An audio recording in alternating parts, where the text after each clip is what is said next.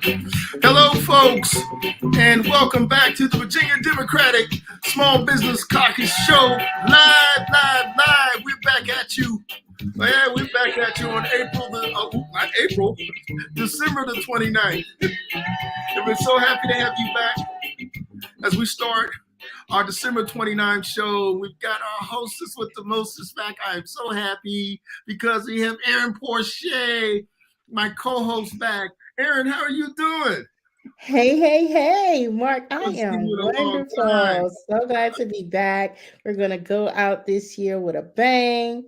I'm excited. 2022 is going to be large. What's that? 2022 is going to be large. Oh, yes. Large. Oh, my gosh. Everything big. How are we going to end 2021, though? Tell me, how are we going to end 2021? Tell all the folks out there what's going to happen as we end the show on December the 29th, 2021, our last broadcast of the year. Look, we leaving them on a high note, expanding their mind and their life and their business. Like, they're going to be like, whoa. We're going to leave them with a lot to think about and some decision points. So 2022, they'll know that it's go time.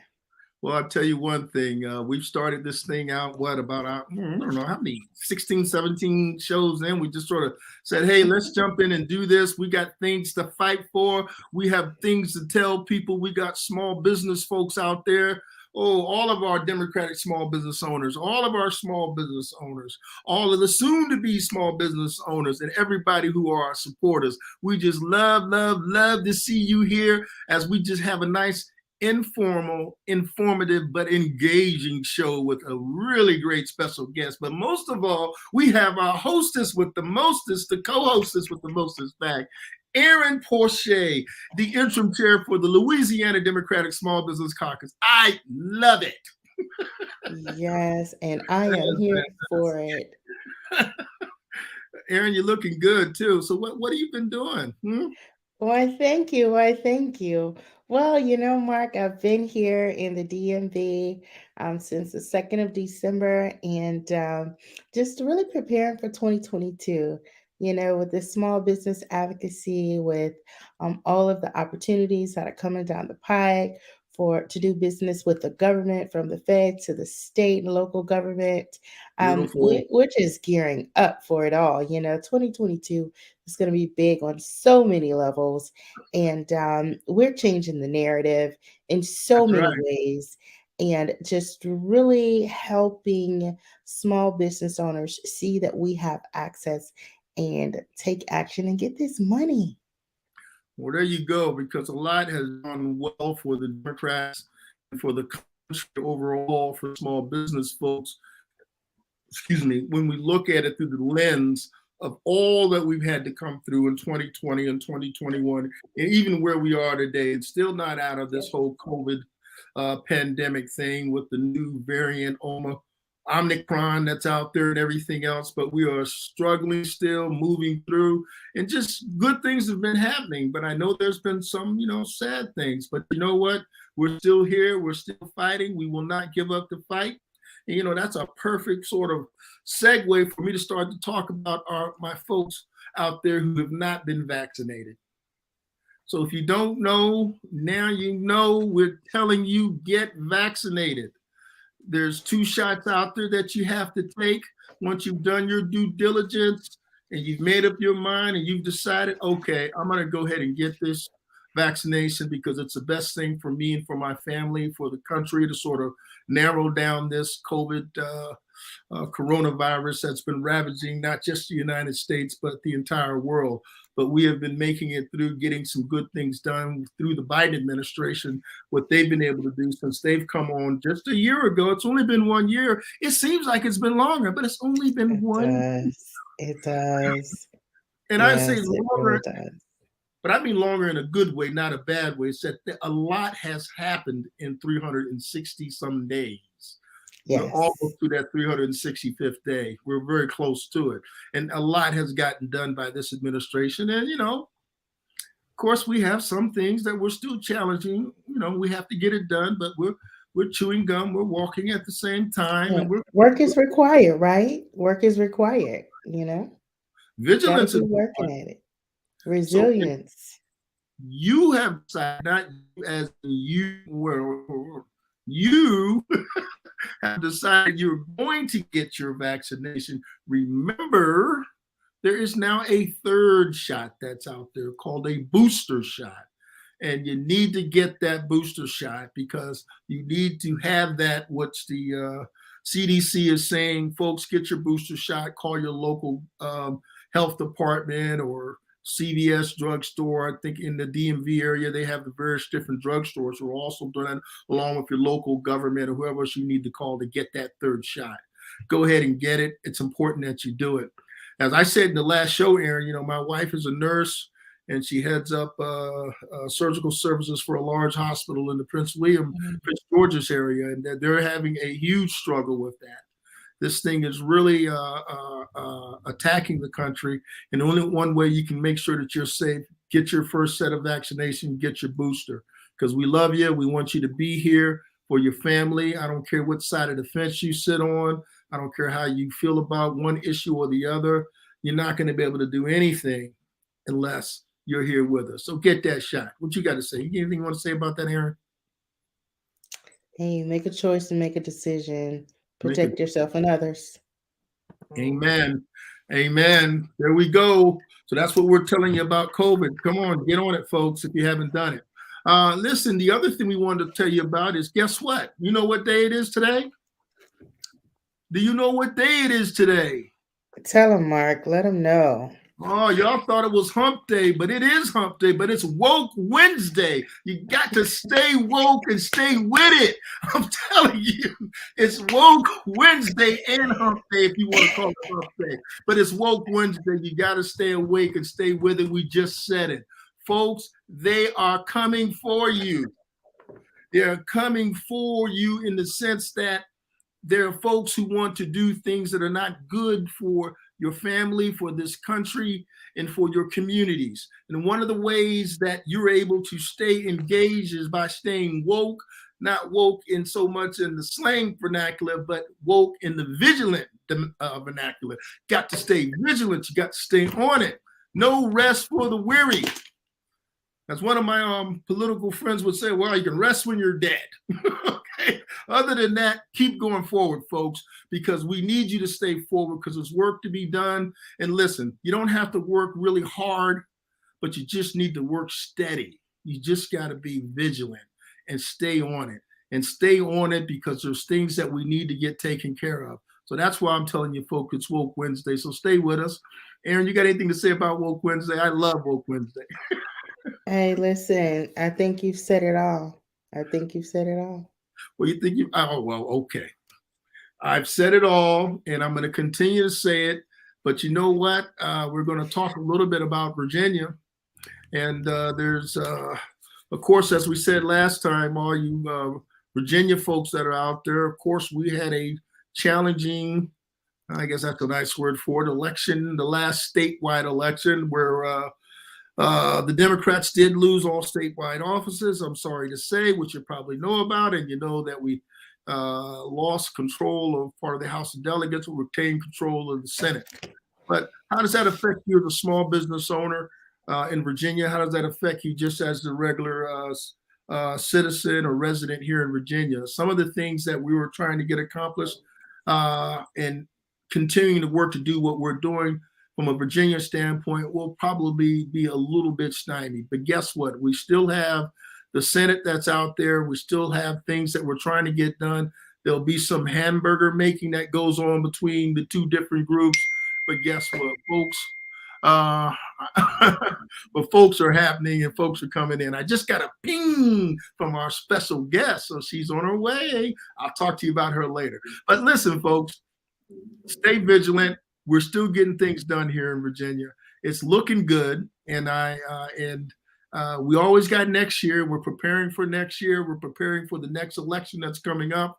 You know, in 2022, there is the House of Representatives. It's important that we stay engaged in order to keep the House of Representatives in any other elections that are coming that in the local elections that are happening in 2022. So folks, wherever you are, because we're on the internet, this is just not me talking to Virginia, but basically talking to everyone that's out there, no matter where they are in the United States or even outside of the United States. Stay vigilant as we work forward. We cannot lose the House of Representatives, but specifically here, what's happening in Virginia as the redistricting is going on. And I talked a little bit about redistricting last time. That's every 10 years, there's a census. The census goes, they count everybody. They count citizens, they count non-citizens, they count everybody per the Constitution of the United States. Once that count is done, there is redistricting that happens in what's known as congressional districts. And that's how your Congress people are apportioned, your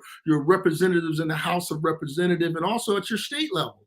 All that sort of changes based upon where the people filled out the census, who they are, where they're living, and so those sort of things that's happening in Virginia. You know, when they talk about gerrymandering, that's what they're talking about. People will change districts and draw lines and stuff where the politicians end up picking the voters instead of how it's supposed to be. The voters are supposed to be picking the politicians, not the other way around. But that's what that whole voting rights thing is all about, stopping the gerrymandering, stopping all that crazy stuff from happening. But that can't happen if you don't.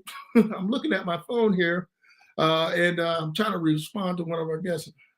Okay, I see. And I'm just going to tell my special guest here, no worries, we got you. So anyway, what I'm saying to you is, you have to get out there and vote, because when you get out there and vote, you put the people in office that make the decisions on the redistricting. So you have district lines that are drawn fairly.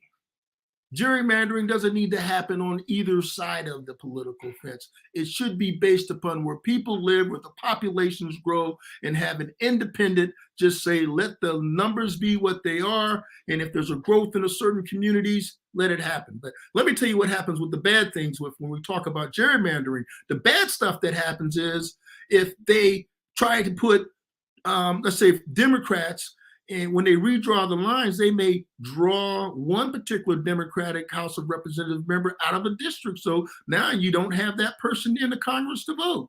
Or they'll take two different Democrats and they'll put them in the same district. So now they're voting against each other. Either way, you lose a congressperson. So those are the sort of bad things that's happening. And with the voting rights legislation that's out there, they're looking to end that sort of discriminatory use of our system in order to take the rights of voters away from them, so they don't have a candidate to pick, or less candidates that really don't represent the real population in that particular area. It's extremely important. So in Virginia, guess what? Woke Wednesday. We got to stay woke. We got to make sure we're sliding into the House of Representatives, and that voting is going to take place in 2022, which will definitely affect the 2024 presidential election. You can't wait to get to 2024 to do something about it. You've got to do something about it right now. You have to do something about it right now by participating and doing what you need to do to make sure that there is going to be free and unfettered access to the voting polls. Taking a breath. My hostess with the mostest, co-hostess, Aaron, what do you got to say? You have anything to say about that at all? You have any opinions?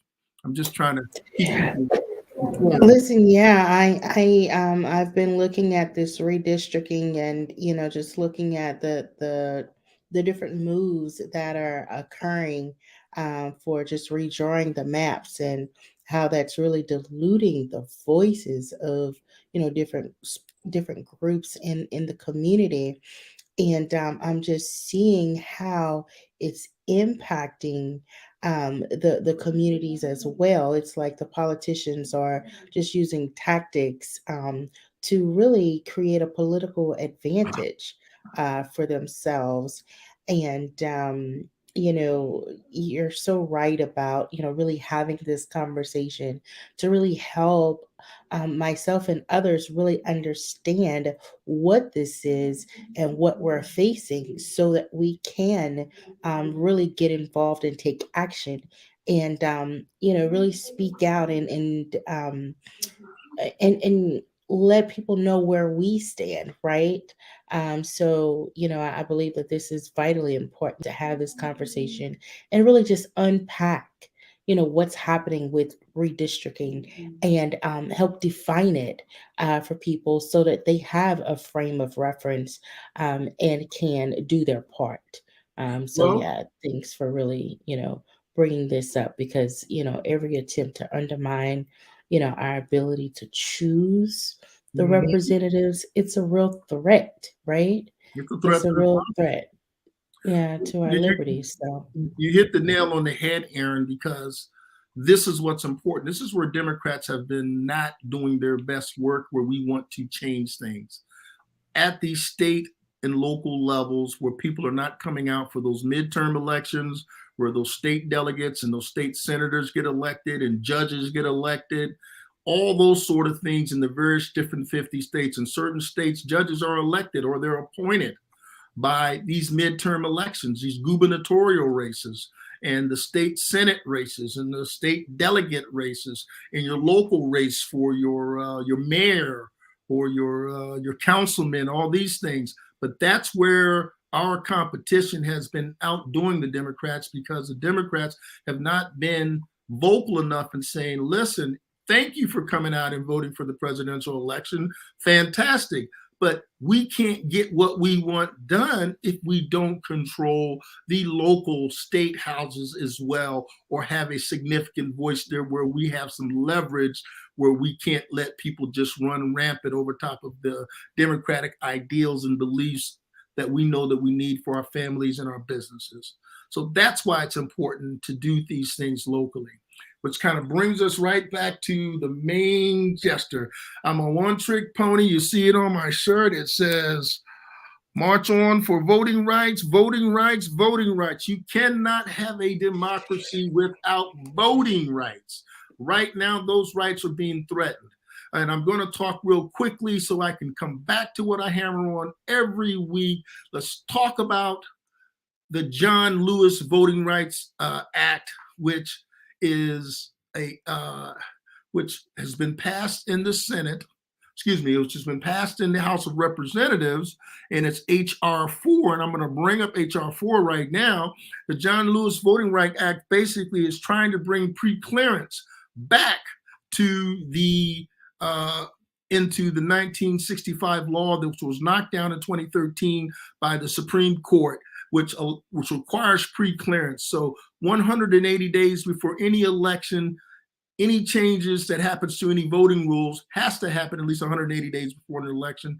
It's also got to get clearance through the Department of Justice, and making sure that there is no discrimination and no what I would call things that are going to stop people from having unfettered access to their voting. So everybody knows who Congressman John Lewis is. He sponsored that Voting Rights Act. It's been passed through the House of Representatives. The other thing that it is, I quickly talk about it, will be HR 1, which is the For the People Act, which even expands Voting Rights Act even more so. It basically allows people to have same-day voter registration, 2 weeks of early voting. It bans purging of any voting rolls. Like, for example, if you didn't vote in one election, they're like, all right, we'll just take your name out come next election because you didn't vote last time. Then you show up to vote and you're like, hey, what happened? How come I'm not registered? I can't vote. We decided to purge the rolls because you didn't vote last time. Sounds ridiculous, but that's what they're doing. There are over 440 laws across 43 states that are suppressing the rights of people to vote. These bills are being put in place so there will be an even playing field across all 50 states and territories of the United States where people are allowed to vote, so that each state doesn't have its own patchwork and quilt of certain crazy laws. Or example, I keep saying it every week, well, you can vote, but guess what? There's no souls to the polls. We're not going to allow any voting on Sunday. Can't have that. Oh, if somebody's waiting in line because they've reduced the number of voting polling stations and there's, a gazillion people in line and it's sweltering heat out there, they're like, well, it's illegal for you to bring anybody any food or any water. That's ridiculous. But yes, they've passed laws saying exactly that. Or they're saying, guess what? What's one of the other crazy laws that are out there right now? Getting rid of absentee voting. All that is voting by mail. States have been voting by mail for decades. There has been no issues. We just went through a pandemic where the bulk of a lot of people, I would say almost half, I don't want to get the numbers wrong, don't quote me, but let's just say at least a third of the voters, like, we ain't coming out. We will mail in our vote. And that's exactly what they did. So, right. So this voting by mail and these other things that I'm talking about, these laws are being put in place to stop people from doing this crazy stuff. This is what they're doing. So and it's in plain sight. And what do we need to be? What's the call to action? What's the call to action, Aaron? What do we need to do? Other than say, what do we need to do? We need to call our congressperson and say, you need to pass voting rights legislation this year. We're watching, so it gets to the president's desk, so the president can sign that voting rights legislation. Because in a democracy, voting rights is like air to your body. You cannot live if you do not get air. In a democracy, if you cannot vote, you do not have a voice. That means you do not exist as far as the politicians are concerned. So make sure you do at least that. Listen, I tell people every week too, there's a gentleman out there by the name of Joe Madison. They call him the Black Eagle. And he's on Sirius XM Urban View, channel 126. Joe Madison has been out there not eating solid food for over 50 days. This guy has lost, 30, 40 pounds, and he's determined not to eat solid food until the Voting Rights Act legislation is signed into law by the President of the United States. So folks, listen, I'm not saying you have to go without food, solid food, but I am saying you can at least call your congressman and tell them, I'm watching, you need to get this legislation passed, and you need to get it done yesterday, or there will be consequences. Yes, threaten them. Okay, so what I'm telling you is make sure you do that. We can at least do that. And what other activities that you want to do, protest, whatever is necessary, do whatever is necessary. Because if you don't have voting rights, listen, you might as well, because once your voting rights are gone, you've got no say. You're just kind of like, yeah, you live here, but you've got no say in what we do. It is vitally important. I know I'm being a little hyperbolic, but the hyperbolicness is important and it's serious. I'm also joking a bit, but I'm absolutely serious about this. You've got to get out there. You've got to protect your right to vote in this country, because the policies that you need to have happen in this country all starts with your voting rights. And we're going to talk a little bit about policies and things of that nature here a little bit. But first, before I do that, Aaron, I'm going to talk a little bit about just what's going on with the White House. I'm going to share a screen. Hold on one second here, Aaron. Give me 1 minute. We got our special guest who's back waiting in the green room. Well, we're looking forward to having her on. Yes, a really special guest. But let me bring this up real quick. I'm going to share a screen here and just kind of give you a quick overview of what's been going on in the White House with the Democratic National Small Business Council.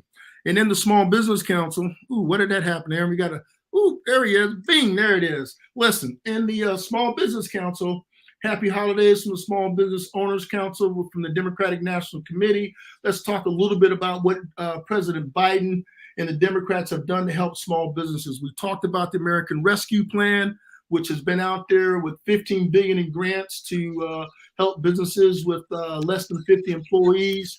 You've got the $28 billion in grants for small independent bars and restaurants. $1.25 billion funding for live venue operation, $10 billion for states and tribal small businesses, $10.4 billion for agricultural food sectors, another $5 billion for socially disadvantaged farmers, and as well as PPE equipment and other things. I'm talking a little bit quickly as I just go through this. And of course, you've had the Bipartisan Act, infrastructure law, which has been passed through the House and the Senate, for $65 billion for rural and urban broadband, $73 billion for power grid infrastructure upgrades, 56 billion for public transit, 7.5 billion for electric buses, 55 billion for water infrastructure, and 5 billion for Western water droughts and the problems that they're having there, and 109 billion for roads, 25 in bridges, 25 billion for airports, and 16 billion for waterways and ports, and another 21 billion in remediation. All those things that you see out there are a result of having the right people in office, so the things that you need to have done as a small business actually get accomplished. And the other thing that I want to bring up real quick is to talk a little bit about the progress of the White House under the Biden administration, the Biden-Harris administration. Unemployment last year, 6.7%. This year, it's down to 4.2%. Last year, it was 0 Americans fully vaccinated. This year, we have 71% of Americans vaccinated. People employed, 142 million employed, 148 million people employed. Total retail sales, 549 billion last year. This year, 638 billion. So I guess what I really want to say to folks is we are out here getting it done, but the job's not over, because there's other things that need to be done with the human infrastructure piece that has not been passed at this point, which things that we need to get done for small businesses still. There's more out there because you have kids out there and adults out there who have college loans which have not been addressed. We have also people out there. We have the George Floyd Policing Act has not been addressed. Voting rights has not been, well, when I say not been addressed, the legislation has not been passed. And there's a lot of other legislation that's out there, particularly that is affecting small business people and their families, and particularly for African-American, Latino Americans, and Asian Americans. Basically, I hate to say people of color because I think it's too general. I'm just going to say everybody out there, Native Americans, if you're not European American or white Americans, that are being affected by this in a larger way than the other larger population. So, folks, there's just a lot to do. We got an hour show. We can't cover it all. But listen, I want to talk a little bit now. And go ahead and bring up her chart for our special guest that we have coming on. I want to introduce and just tell folks a little bit about Dasheeda Dawson. And I'll tell you, the Small Business Caucus member, and as a small business owner, I attended the 2021 Black CannaCon, where the largest and most influential African Americans in the cannabis business attended a 5-day event down in New Orleans. And it was really interesting and to learn a lot more about it. And I had seen Dasheeda Dawson. I'd heard about her on a couple of different platforms, and on the Sirius XM radio, on the Urban View show, where she has a regular show there now called on the Reed Daniel Favors show called the Power of the Flower Power show. Dasheeda's going to correct me when I get to. She's smiling at me in the green when I see her. But listen, let me tell you a little bit about Dasheeda. She is an incredible person. Dasheeda is the WeedHead. That is her trademark. She's a global cannabis advocate, award-winning Fortune 1000 business strategist, and best-selling author. She has a fantastic book out there called How to Succeed in the Cannabis Industry, which I have 2 copies, by the way. And also, she has nearly 20 years of business development, strategic management, brand marketing excellence, while leading dynamic teams for the United Way, Target stores, Victoria's Secrets. Over the 5 years ago, I'm tripping over my own words. Over 5 years ago, she transitioned into the legal cannabis industry as a senior executive consultant, strategy expert, and thought leader for multiple businesses and municipalities and media outlets across the United States and abroad. Currently, Dasheeda is the Portland, Oregon Cannabis Manager, overseeing all regulatory, licensing, compliance, and equity initiatives for the city's legal industry. She is a co-founder and chief strategist of the Cannabis Health Equity Movement called CHEM. She's also serves as board chair of the National Cannabis Regulators of Color Coalition, CRCC, along with her sisters, Imani, who I met. She's a fantastic person, and her other sister, Ice. They also co-founded Cannabis Education, Advocacy, Symposium, and Expo. It's called CEASE. Pretty cool acronym, right? It's a Brooklyn-based nonprofit educating communities across the country about the myriad of opportunities in the cannabis business. Let me tell you, Dasheeda is a Brooklyn-born, New Jersey educated, and she received her MBA from Rutgers Business School, earned her degree in molecular biology from Princeton University. Folks, put your hands together and let's hear it and give us some love for Dasheeda D. Dawson. She is the CEO and author of the WeedHead and Company. Oh, let's do it. Yeah. Welcome. Thank you. I feel like my brother just introduced me to the stage. That's awesome. I love that. And it's amazing. And still so much energy from the first time I met you in person at the Black Canna Conference. Well, Dasheeda, the only reason why I told you why I came to that conference was to meet you. And I'm being serious. I said, I've got to meet this person. And I got so much more. It was more than worth my investment of time and treasure. But we want to talk about you and all the great things you've been doing with policy and equity around the cannabis business. I tell people all the time, I learned it's a $24 billion business this year and over $330 billion over the next couple of years. It is a strategic business that African Americans have been getting pounded with and going to jail over and being just incarcerated, over incarcerated more than anyone else, even though they don't do any more use of this particular cannabis than anyone else does. But this is their opportunity really to get equity and also have something that will create legacy wealth. As I turn it over to you, but first let me introduce you to my co-hostess with the mostest. Her name is Erin Porcher. She is the interim chair for the Louisiana Democratic Small Business Caucus. I couldn't get her at that event, but we'll get her there next year. Erin, Dasheeda. Nice to meet you, lady. I've heard some great things, read some great things, and really looking forward to hearing what you have to share on the show today. Nice to meet you. Nice to meet you as well. We definitely missed your presence in Louisiana, but the good news is I believe Black Canna Conference announced that we will be back next year.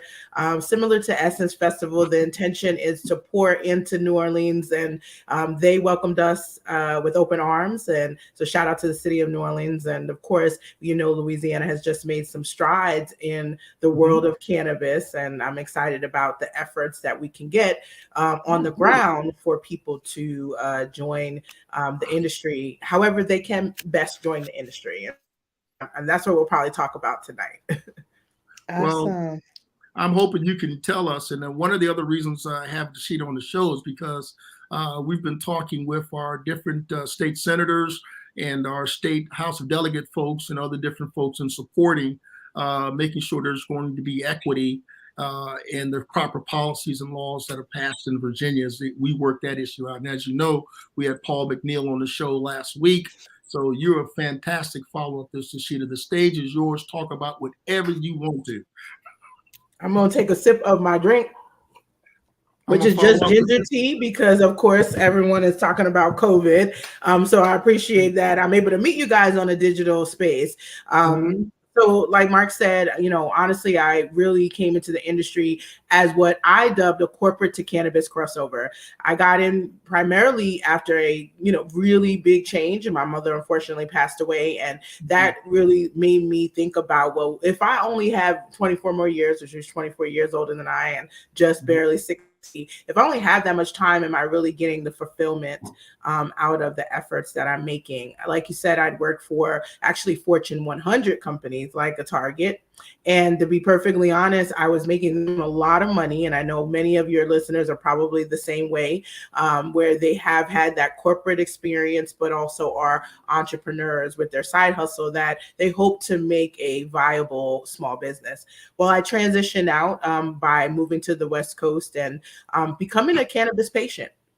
And I know it's important for me to say that first and foremost, because I have a science background, and it took me a long time to come out of the cannabis closet simply because of the stigma and, of course, just how we have been disproportionately harmed from cannabis criminalization. People call it the war on drugs, but I like to keep it real and be very clear on what it was. It was a racially biased enforcement of criminalization of cannabis. We have more than enough Absolutely. data. This is not, overblown. The data for sure. proves that.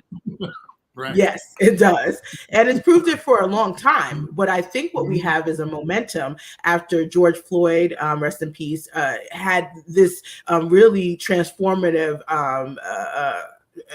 activity, I guess, on the internet and in many different countries. We are sort of still riding that momentum. And so you're seeing within the cannabis space something that advocates of color, people like myself, have been talking about for years, finally coming to the forefront. And that's an equity conversation, one where we are talking about how do we legalize and make tax revenue, right, off of this new industry without first rectifying and remediating the past. And again, the past is the racially biased enforcement of cannabis criminalization. And that means looking at particularly Black, Indigenous, and Latinx communities, and largely communities of color overall, and targeting them for entrance into the space. Now, entrance is many different ways. Like I said, I came in as a patient first because there are inherent medicinal value of cannabis, and that was something that was missing. And because the way I grew up and being Black in the era of the war on drugs, I was definitely not one that was going to try that on my own. It really did take my mom, before she passed and was suffering with cancer, to say, hey, you should try this. You're having some real issues and challenges. And if you want to keep up the pace you are keeping as an executive, I need you to, try some holistic healing. And so in addition to cannabis, she introduced me to a lot of different things. And then I put my scientific hat on and realized that we were missing a large part of the history of how cannabis has been used as a medicine. So before it was criminalized, it was part of, the American prescriptive pharmacopoeia, right? It was what doctors prescribed. And even before that, hemp, which is part of the cannabis genus, was something that only really slaves grew. They called it the N-word crop during that 1800 period, and it helped make America a very rich country. So we're not even just talking about repairing the harm of the last 50 years. We have to go back even to the beginning of America's quote unquote independence and how they were able to get it. And it was not cotton, it was actually hemp that slaves grew. So it's all of this that I take into my everyday job now as a government official, as a regulator.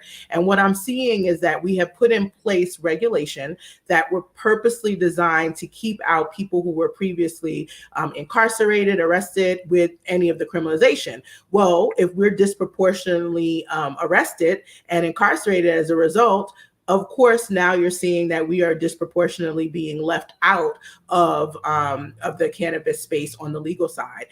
They recently published a report on the top 10 CEOs by pay in the cannabis space, and all but one were white men, and that one was a white woman.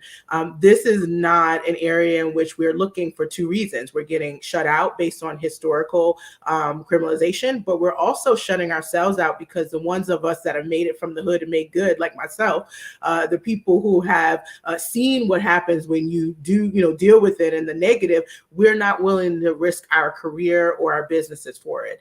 And what I've got to say is that now more than ever, you have the momentum, and hopefully you have people like myself, leaders in place that are hopefully shining a light on that pathway that you can make to cross over your skills to the space.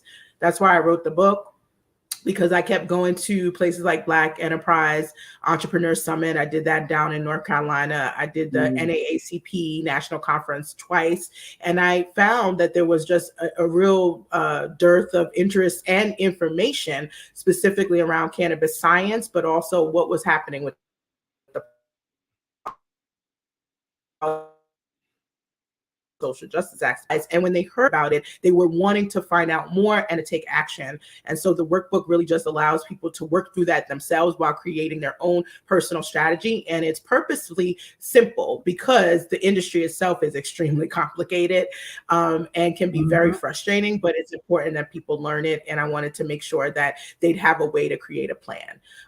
The number one thing that I encourage people to do is look at what you're currently doing in your everyday or in your small business and see see if you can take advantage of being able to add a vertical or add a side hustle that you love, or that you're already involved in, that takes advantage of what's happening with cannabis on the hemp and the high THC or marijuana side.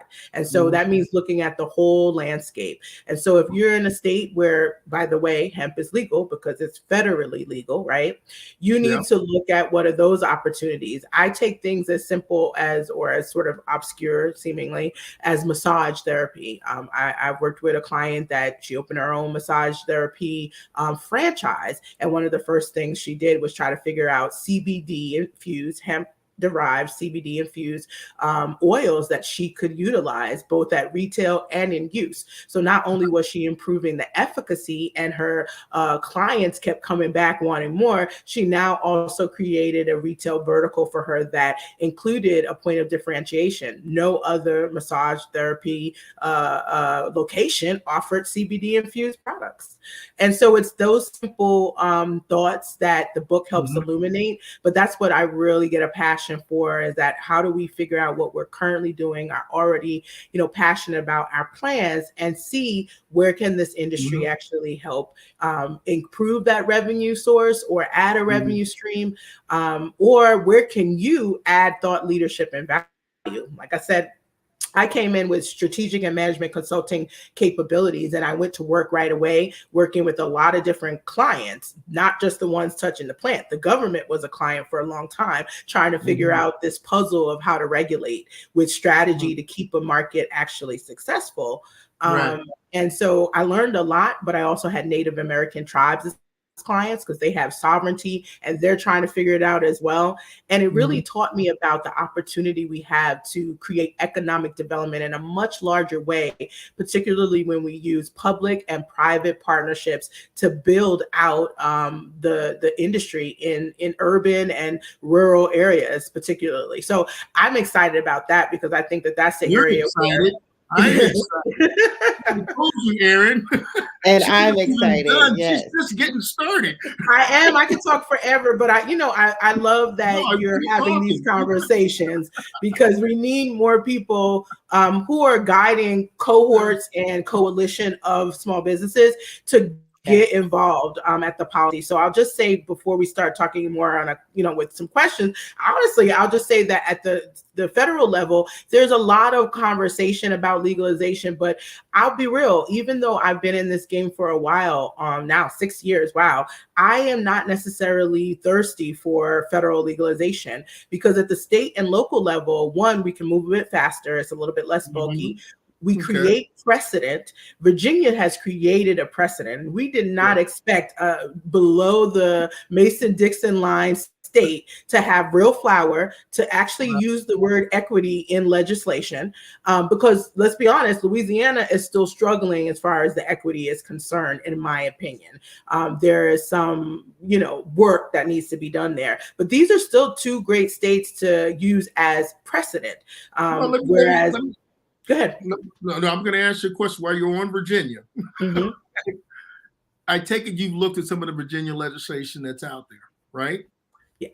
Right now in Virginia, it's legal to have, I believe, up to 2 ounces on you in your home, or you can have up to so many plants. And then there was also the CBD part, which was already legal in Virginia, dealing with the hemp piece.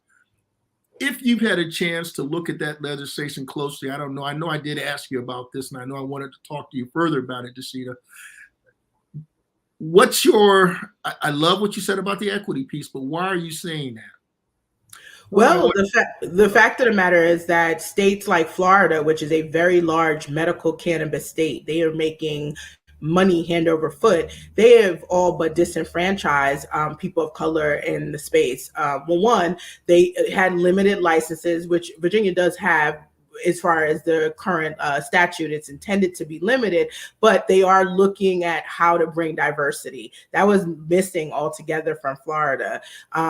There's also just the home grow piece. Right now, for a long time, I feel like we've been fighting about home grow because everyone's trying to make that the illicit market. Well, in fact, medical patients should not have to worry about what's popular or what's popping in the dispensary to get the medicine that they need. So home grow is actually an equity issue.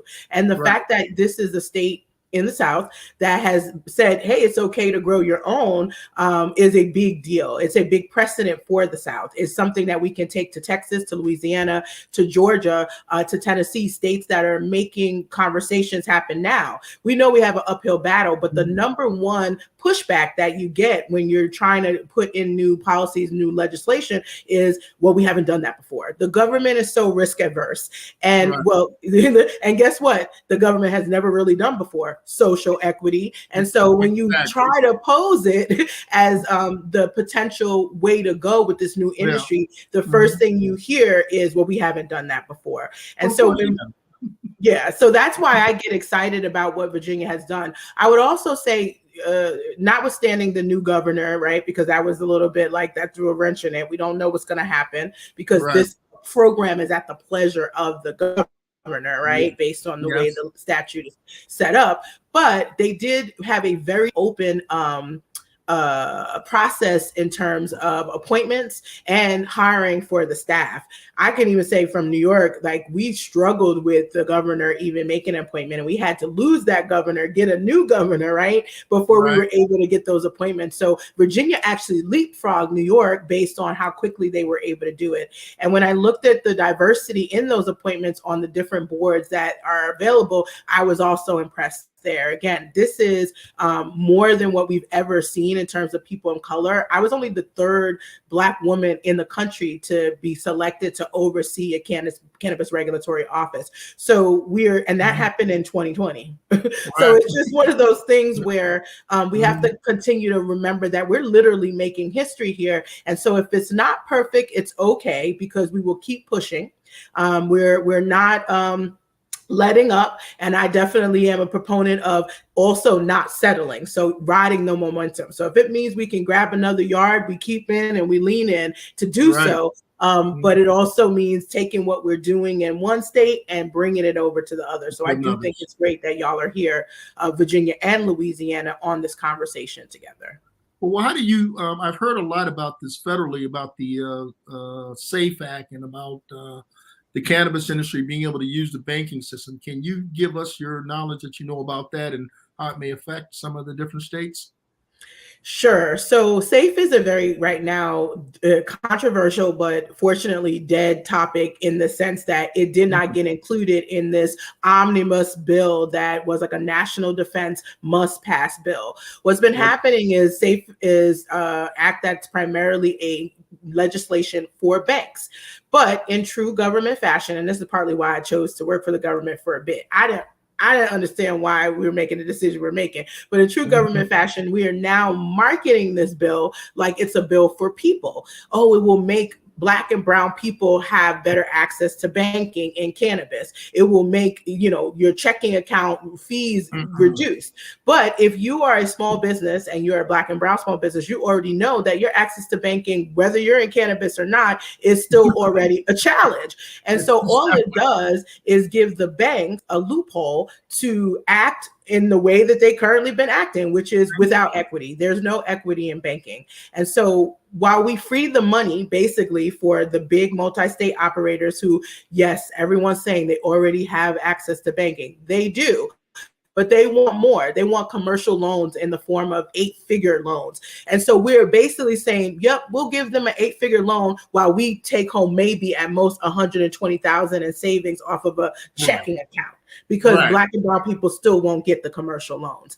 It's a bait and switch, in my opinion. I talked about it on the Flower to the People show, on the Lurie Daniels show. Yes, because it's like power to the people. I'm definitely trying to bring flower to the people. We've been behind in the conversation, and our segment is going weekly at the start of the new year because we need to catch up.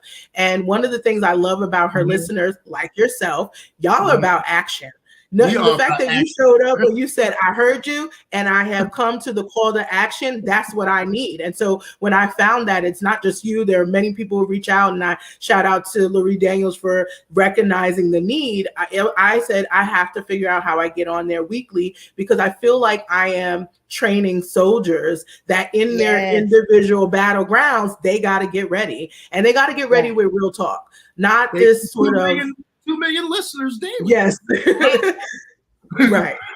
And not fluffy talk. I'm controversial, I know, to some degree, but it is real talk. I want people to be successful at the end of the day. And so I'll tell you my real opinion. And thankfully, because of the role that I have at the city of Portland, and shout out to the city council there, they have given me the ability to be a thought leader. They've given me that runway, even more so than the East Coast. And so what I do is I work very closely with private entities to ensure, again, mostly nonprofit and community-based entities, to ensure we are setting a precedent on what local government can do with public-private partnership. And then I take myself back to Brooklyn or back to the East Coast or to Virginia or to Louisiana, and I testify as a cannabis regulator. And I also do so with other regulators of color who helped form the CRCC, because we were missing our voice, right? We are all focused on equity-centered legalization, and we're implementing it. And we're also fixing the mistakes of the past. If anybody can help guide states and localities about how to go about doing this with equity, we can. Well, that's one of the reasons I also wanted to ask you about the legislation in Virginia as far as the equity piece. Does it have the financial piece, the fundraising, the ability to raise capital or to be given access to capital in the Virginia legislation?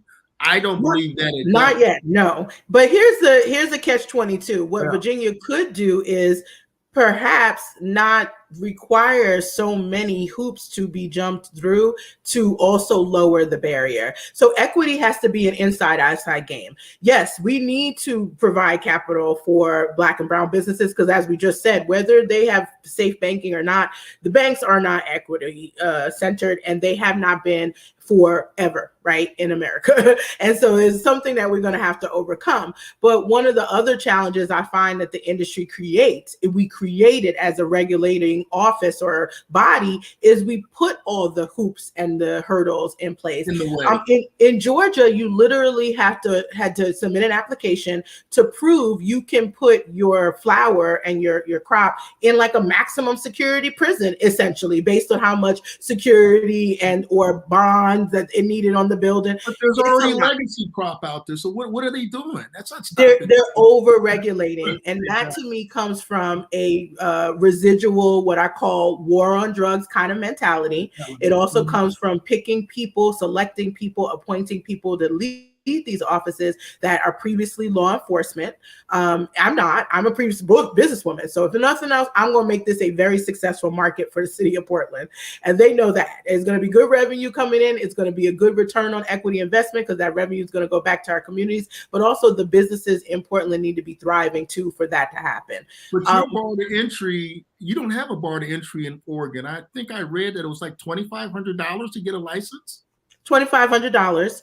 We do not have a cap on licenses. We watch them, certainly. And the state level can also slow us down. They had a 2-year moratorium on one of the producer licenses. And that to me is because of the state's inefficiencies. And I call it what I see it.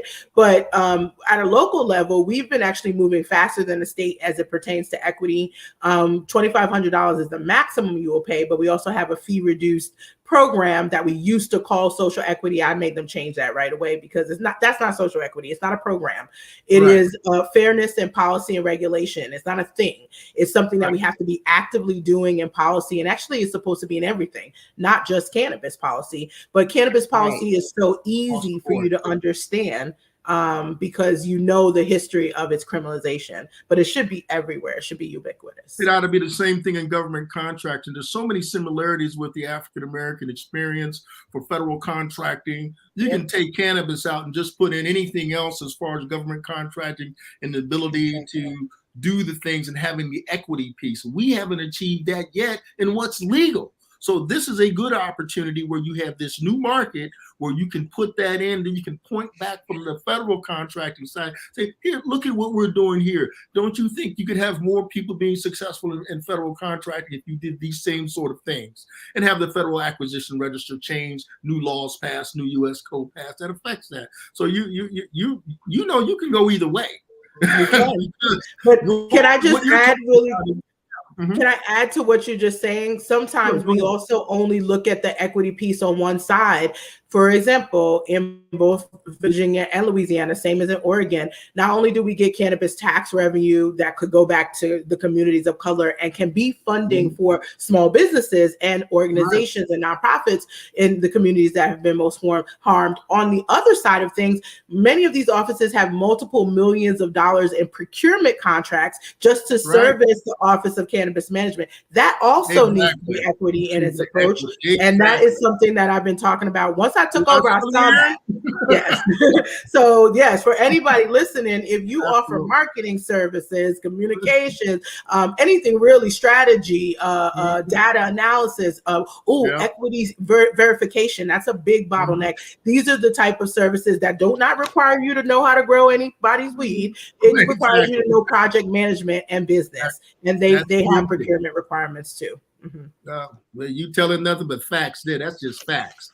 And getting this sort of word out to people, the reason why I talk about this, and I'm so glad that you're on the show, Dasheeda, I'd love to be able to have you when we have a comment section, and when I start to talk to other folks, I don't know how they do it and how you do your business, but we'd love to have you come down or either appear virtually somehow to comment on some of these things that are affecting some of this legislation. Because I know some of the things you've talked about, they don't have in the Virginia legislation. And these are the sort of things that I want to make sure that they hear from a distinguished and a well-seasoned voice and people who've been in this industry for a while to say, here's how it's been successful. Here's some things you may want to try.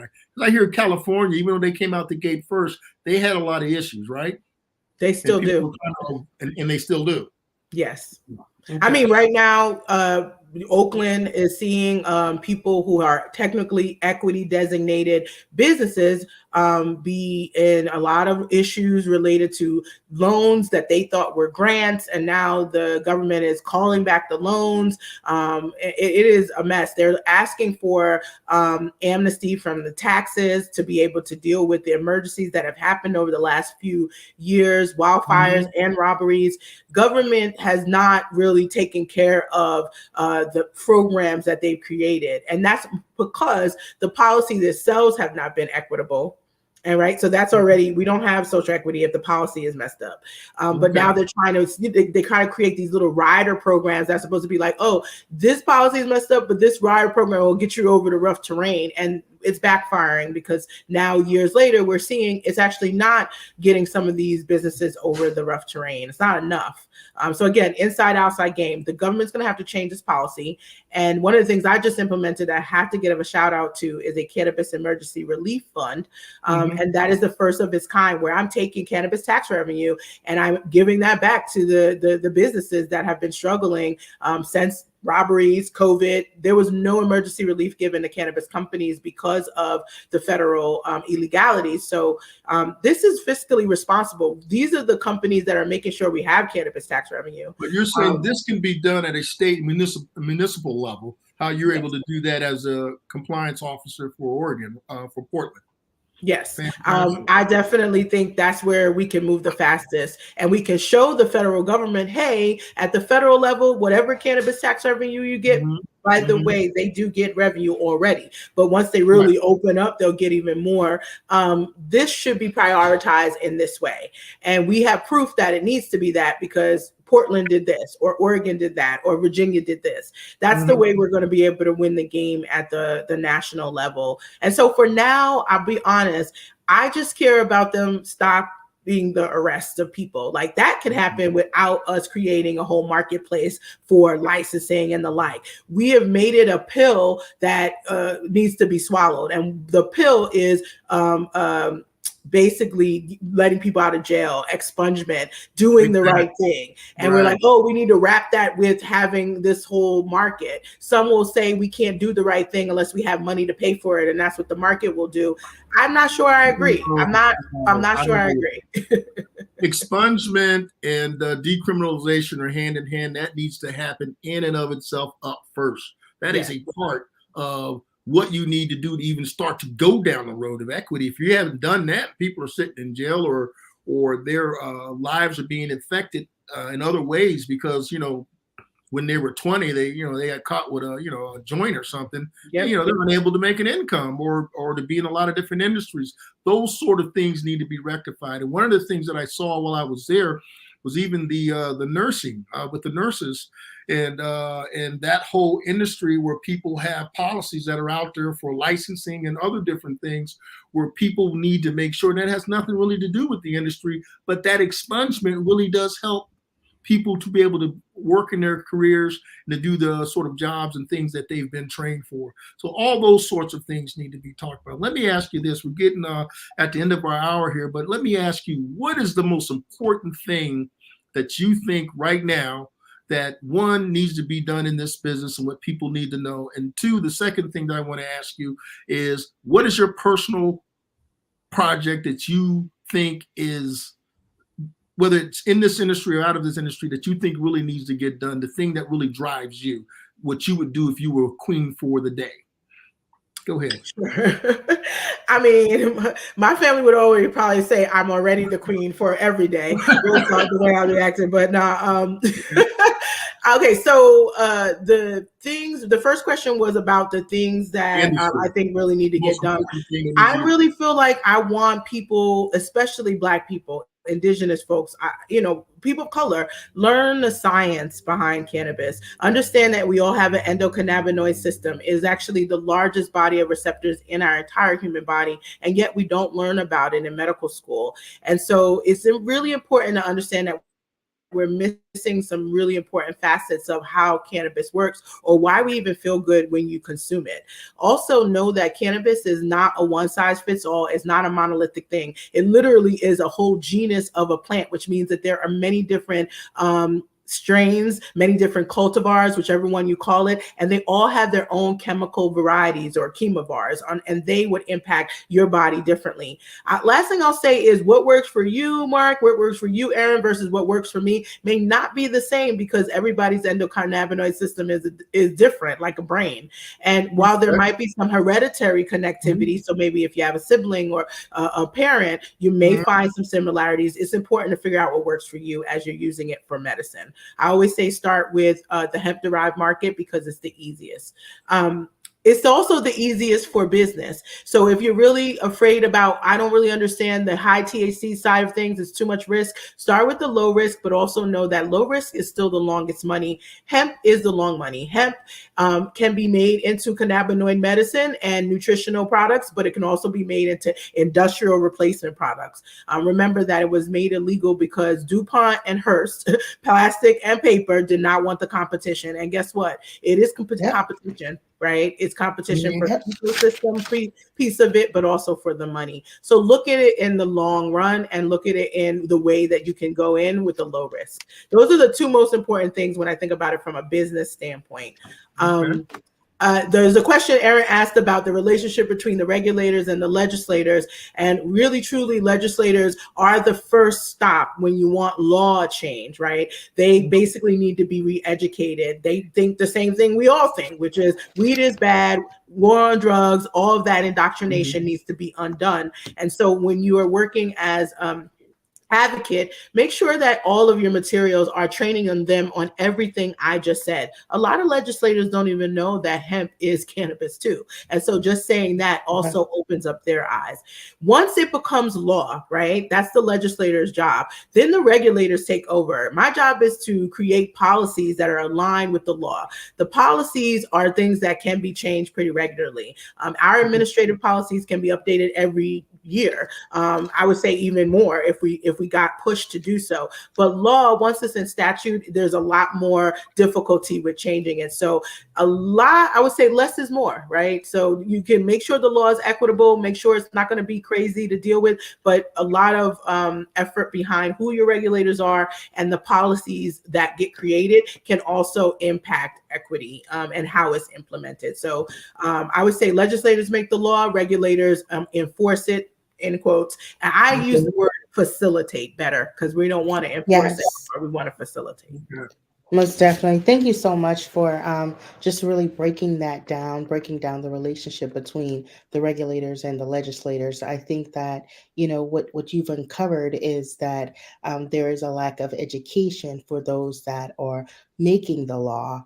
And, even in saying that, it's like, okay, well, who is educating the legislators? And then, at what point do the legislators engage with the regulators, right? So, of course, this conversation can continue and go in so many directions, but I'd love to continue this conversation because you're right.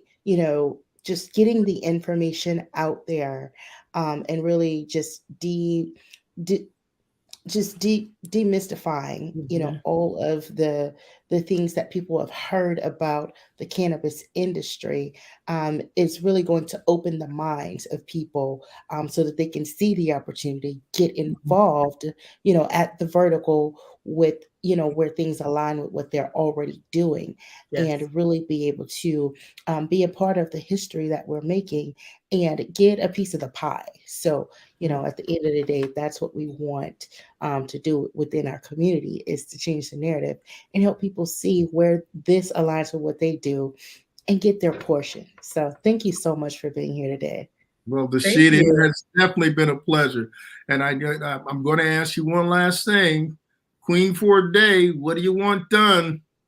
Did you answer that question already? I did not. And what I will say is this is really what I am in it for, which is an ability to drive health equity for all. The fact of the matter is cannabis is medicine first and always, and it also has the ability to heal the earth. I mean, hemp is something that you can use for soil remediation. You can replace things that are burdensome on the earth like paper and plastics with hemp-derived products. And so I see sort of a utopia in the future. It's probably across the diaspora. I'm already talking to Africa as a result, countries in Africa as a result of what I'm doing about how do we leverage all of the ancient history and knowledge of cannabis to improve the way we live, our environmental and our social and governing experiences. And particularly, I want it for everyone, but in particular, I am doing this for my tribe, and that is Black and brown people who have suffered the most from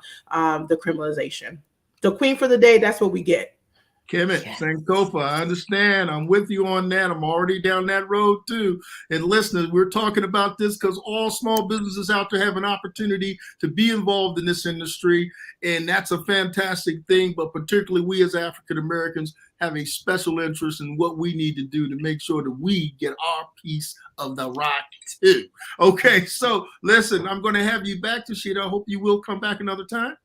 Of course. Let's keep the conversation going. It was such a pleasure to meet you in person, and I thank you guys for doing this work. Well, hold on a minute. We're not going to put you back in the green room, but don't go away because we're about to end the show as we do every time with a little bit of Bob.